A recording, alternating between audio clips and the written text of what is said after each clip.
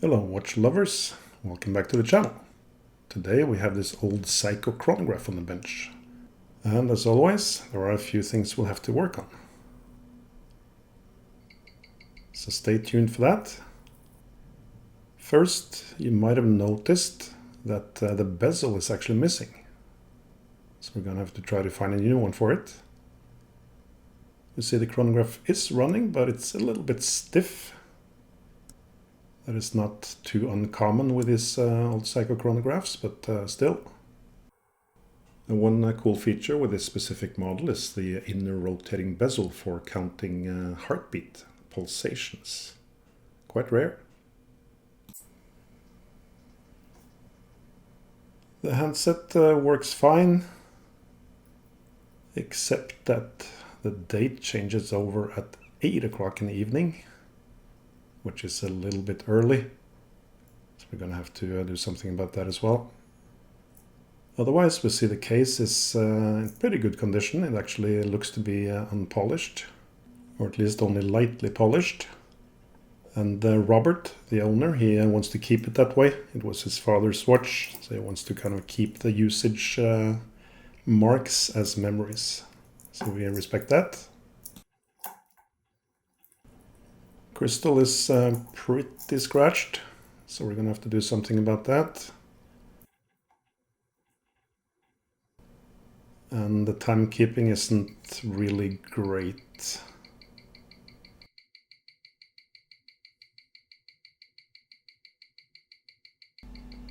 If you're new to this channel, my name is Stian.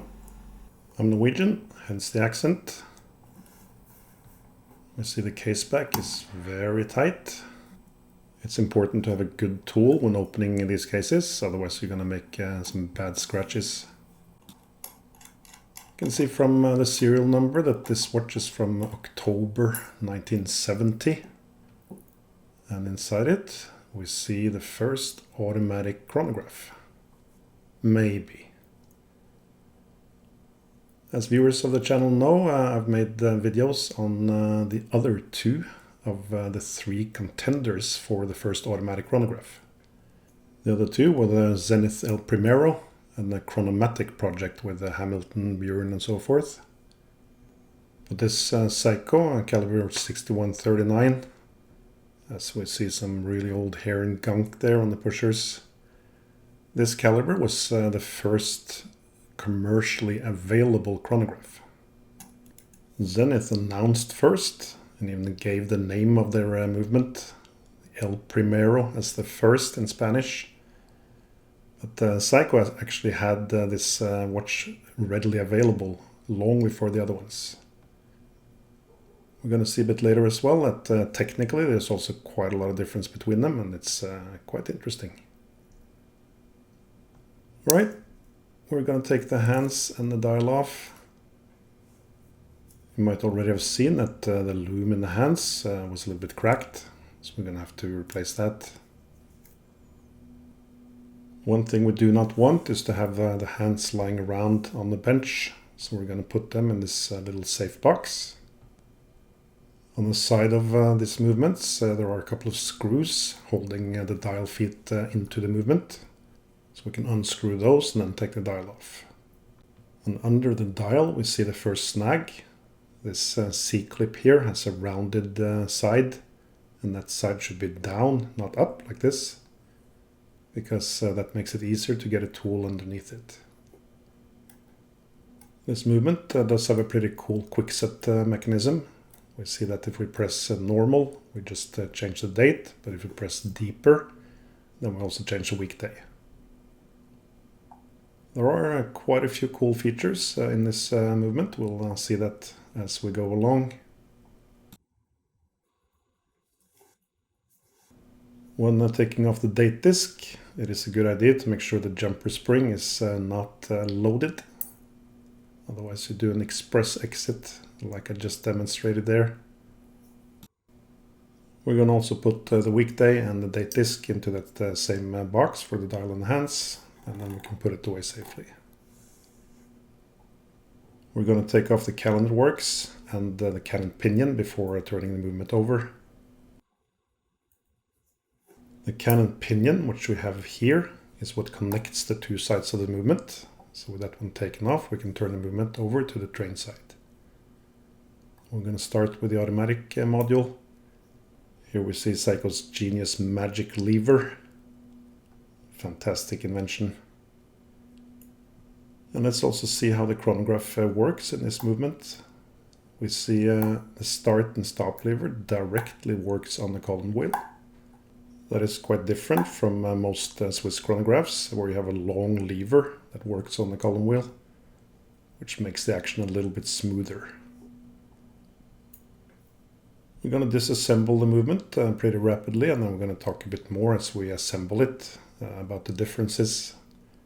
What makes this chronograph quite special compared to those other two. Now, viewers of the channel also know that I'm a pretty big fan of Seiko. I think they have, let's say, no-nonsense approach to the whole art of watchmaking, with some very ingenious solutions. And yes, they don't pay a lot of attention to the finishing of the movements, that's for sure. But they also don't cost as much as their Swiss counterparts. At least most of them.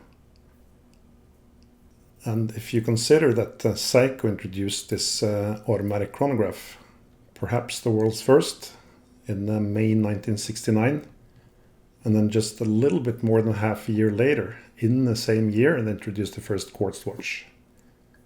Now that is innovation.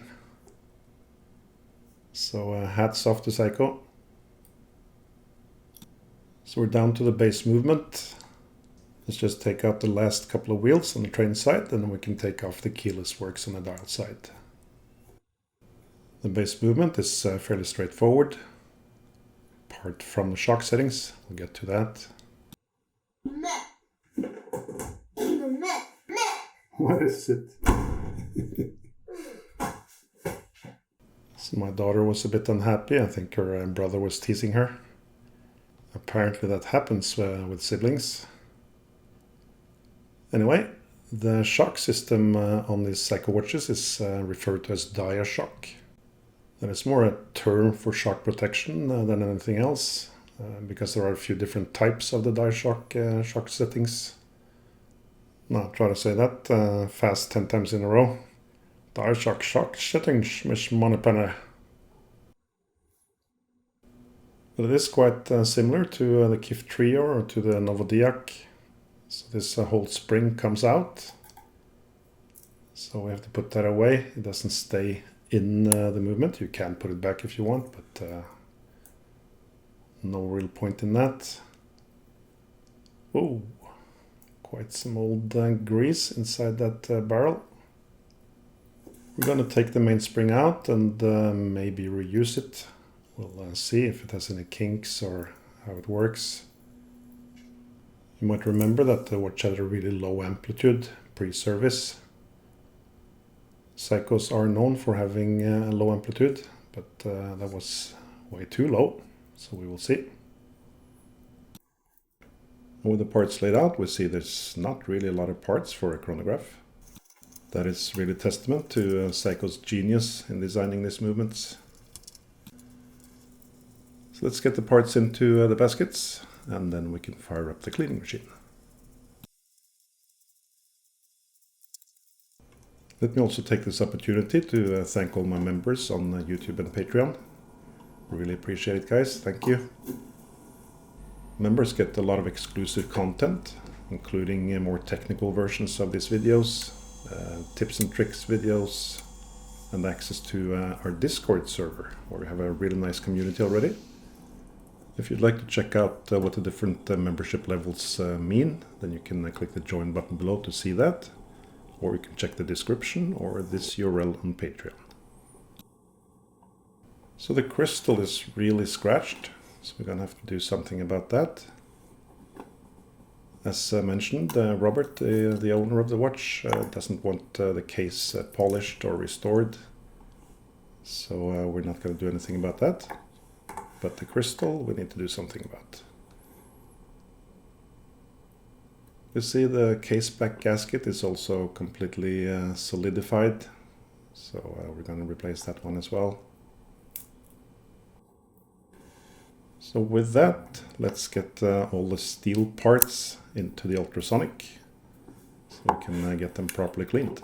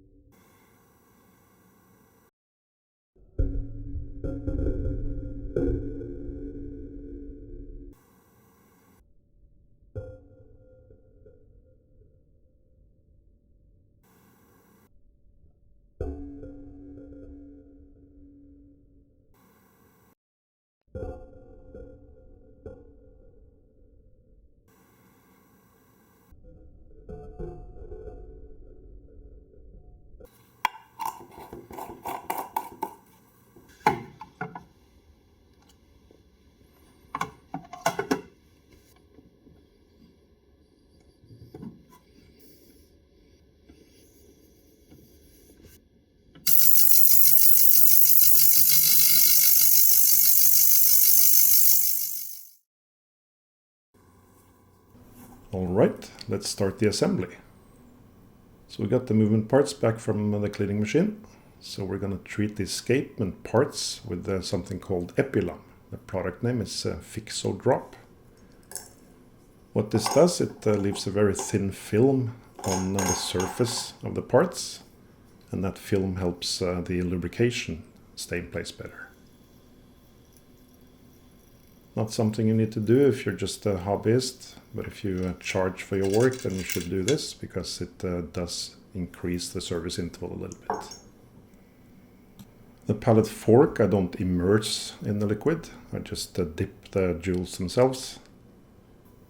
But nevertheless, we're going to still clean the pivots of the escape wheel and the pallet fork in the pithwood to make sure there's no residue there. And then we're going to put a tiny little bead of oil in the center of the capstones. That of course reduces friction. The pivots of these wheels are highly polished, so there's very little friction there, and given that they're so small, that of course also reduces friction. So combine that with these really hard rubies and the oil, and you have very little friction. These three-pronged springs can be a little bit tricky to get in.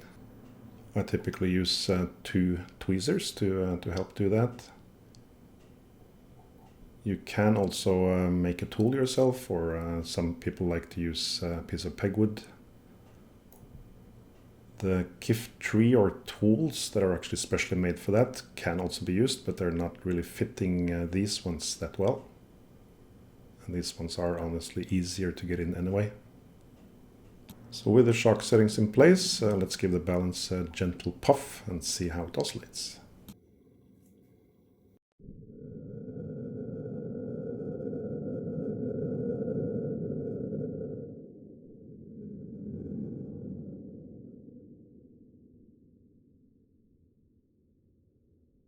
And that looks just fine. The second thing to assemble then is the barrel. So out of old habit, I do put a little bit grease at the bottom of the barrel. And since this is an automatic, we also need to put some braking grease on the barrel wall.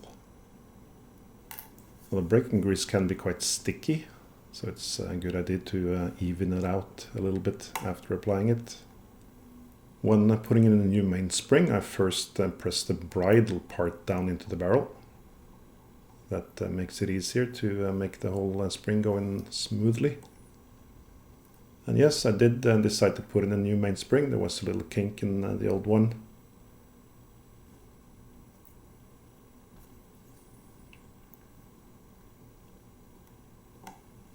And there we go. And with the barrel complete, we can then start reassembling the watch. You see the center wheel is actually underneath the barrel. This is, let's say, the old type construction for a central seconds hand. Of course, this central seconds hand is actually the chronograph hand. So the movement still builds up the same way, but the chronograph wheel is a bit more complicated. So let's have a little look at that. We see that there's an extra section here. That section is actually the spring-loaded vertical clutch. So we can see that it's spring-loaded when we test it with the tweezers. And that is a major difference between the Seiko 6139 and those two other contenders for the first automatic chronograph. On the left side we have the Zenith El Primero, which is a traditional horizontal clutch chronograph. And on the right we have the caliber 11, which is a horizontal clutch but with a rocking pinion. So I think it's very interesting to see how these three different parties had quite different solutions to the same problem. Of course, the caliber 11 was a modular movement, so a chronograph module built on top of an existing movement. Here I'm installing the pair of vertical clutch levers. As you can see, there's kind of a blade-like portion of them going in towards the chronograph wheel. So when the clutch is engaged, those blades press that spring-loaded portion up, and that locks the upper part of the wheel so that the chronograph hand does not rotate. The wheel itself will continue rotating, of course, because that's part of the timekeeping of the watch.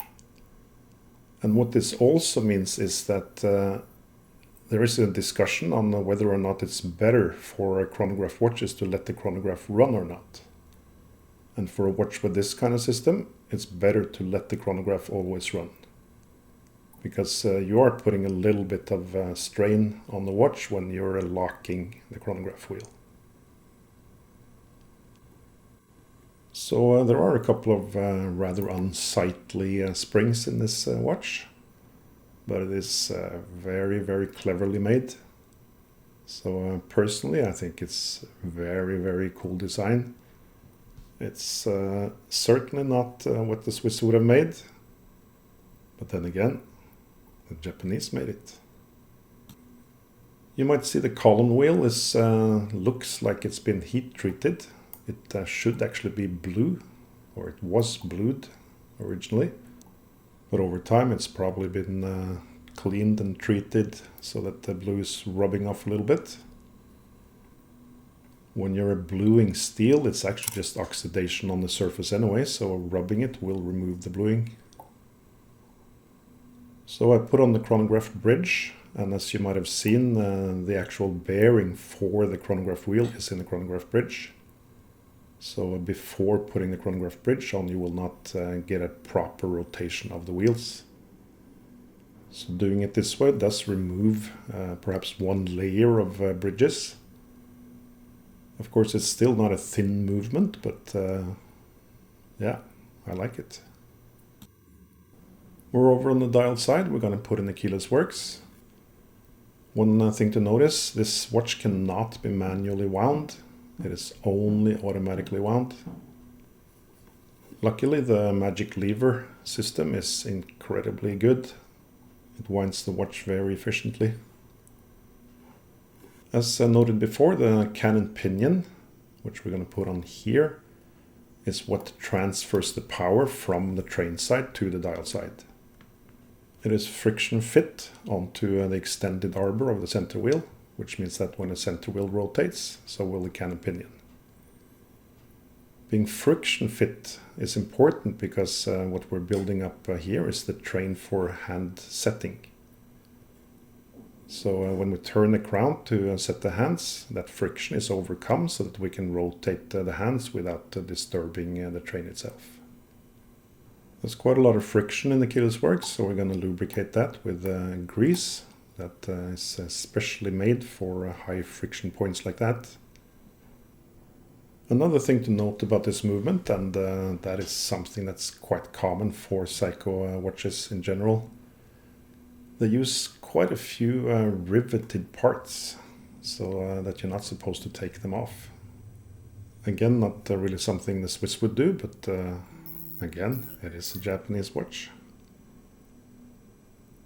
We give the watch a little bit of a wind with a screwdriver since we cannot wind it with a ground. and then we can lubricate the pallet fork. When I'm saying lubricate the pallet fork, we're actually only lubricating the exit pallet on the left side here. And then we'll let lubrication spread out over the escape wheel teeth. Put on a little bit too much there, so I took it off again with the same oiler. We really don't want to put too much oil on here, but there should be a little bit. Alright, let's see if the watch wants to start up. A little nudge, and there we go.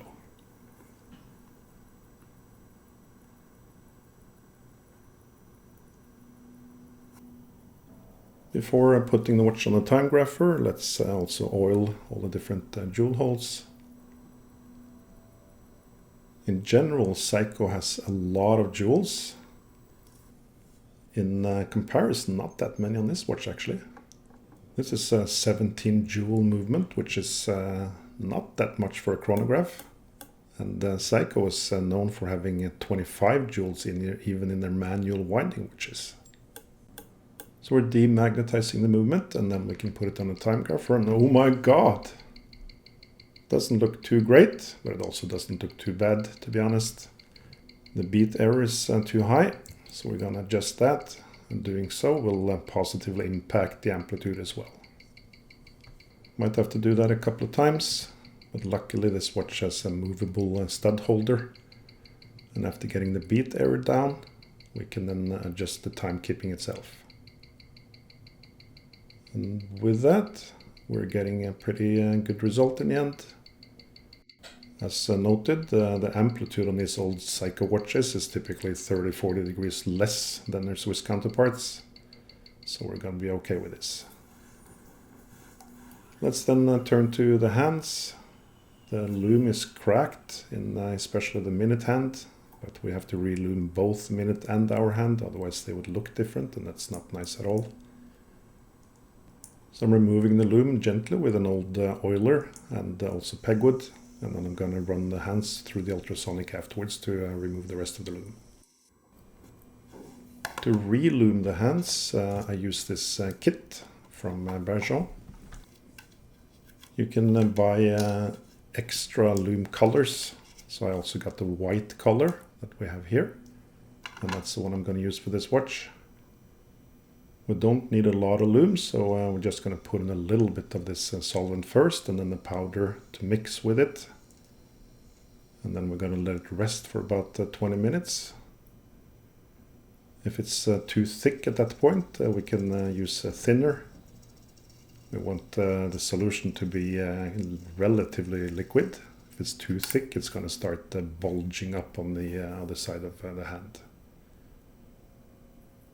So with the right consistency, we can smear it across, and then it's going to cover nicely.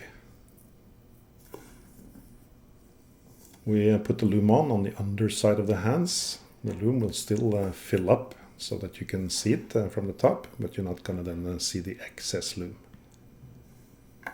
Right, let's put it away for 20 minutes, and then we can start putting in the calendar works. What I think is quite interesting with this watch is that Seiko is known for having lots of bits and pieces in their keyless works. Well, this one has a pretty straightforward keyless works, and then this ingenious double quickset mechanism for both the weekday and the date. There of course still needs to be an automatic switchover so that you don't have to set the date and weekday manually, so that's what we're building up here. So that train extends from the cannon pinion with the hour wheel out to the date disc. We can then place the day-date corrector on this little lever here. That one has two edges that interact, one with the date disc and one with the weekday disc. So put in a tiny little bit of oil on both of those, and then we can put in a date disc. Make sure the jumper fits in between two teeth, and then the cover plate. The cover plate also has the jumper, as you can see, for the weekday.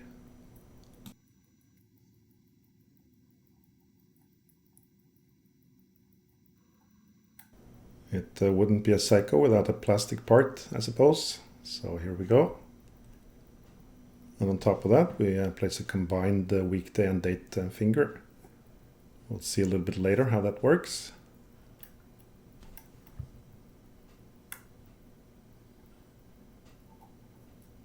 Let's see. There, we see that the date flicks over. And that's the other finger for the weekday. I'm going to show this when we have the weekday disc on as well, then it's easier to understand. But that one wheel-like thing with the double finger, then make sure that both the date and the weekday flick over, but not entirely at the same time.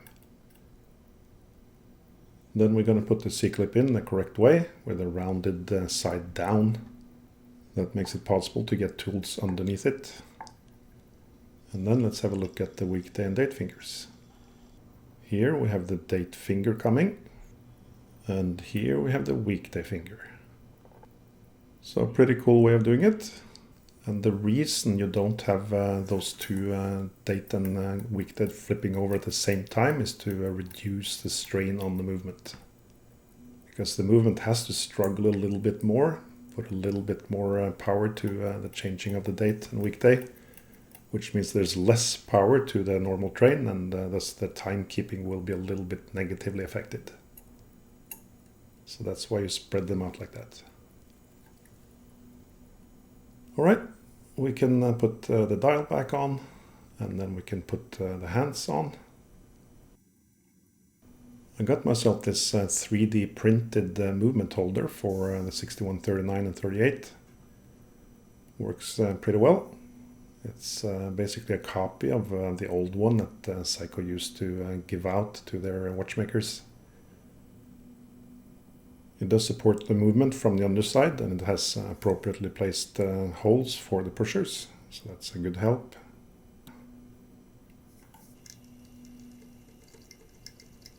Let's check then if the date flips over at midnight, and then the weekday will flip over a little bit later. That looks alright. Then we can put on the minute hand as well, and then we should see, hopefully, that the date flips over between 5 minutes to and 5 minutes after midnight.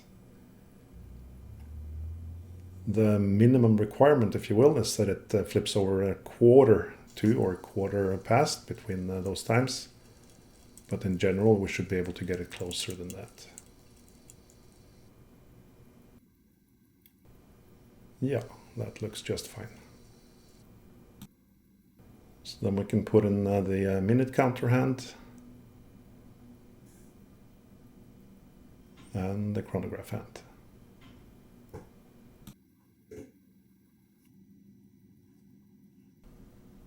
So with that, let's test the chronograph. Gonna let it run for a few minutes, so let's speed that up. And 5 minutes later, we can stop it and reset and see how that works.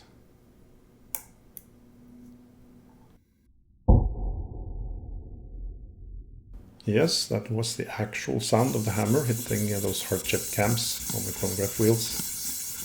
So that tells us that it is a pretty tough impact. So that's also why the hands for the chronograph counters have to be pretty tight. Alright, we remember that there were quite some scratches on the crystals. We're going to try to take out as much as possible of those. For that I first use sandpaper and then this polywatch compound. And then we're going to put in the pulsations ring. This watch was missing the bezel. So we're also going to put in a new bezel, or an old one, but I did manage to find a replacement bezel for the watch. So I'm first putting in the crystal. Have this nice little crystal press for that. And here is the replacement bezel, which we'll then place outside of the crystal and then press it down. And there we go. Alright, then we can recase the movement.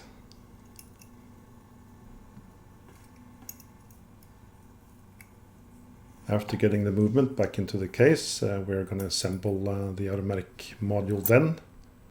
The reason we don't do it before is that we don't want to put too much pressure on the rotor. That might damage the bearing and then you get a wobbly rotor.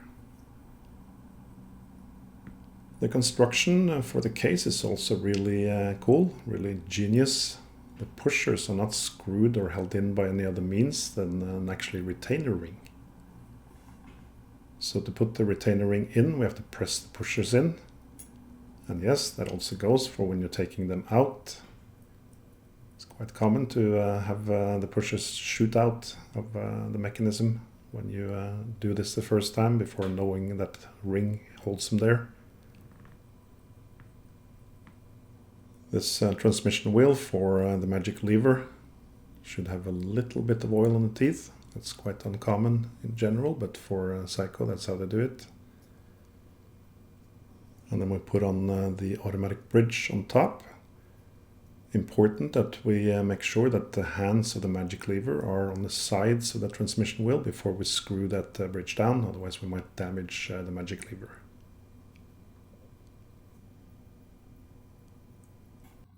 The rotor post runs in ball bearings, so we're using special liquid for that to lubricate called Lubetta V106. And then we can put the rotor on.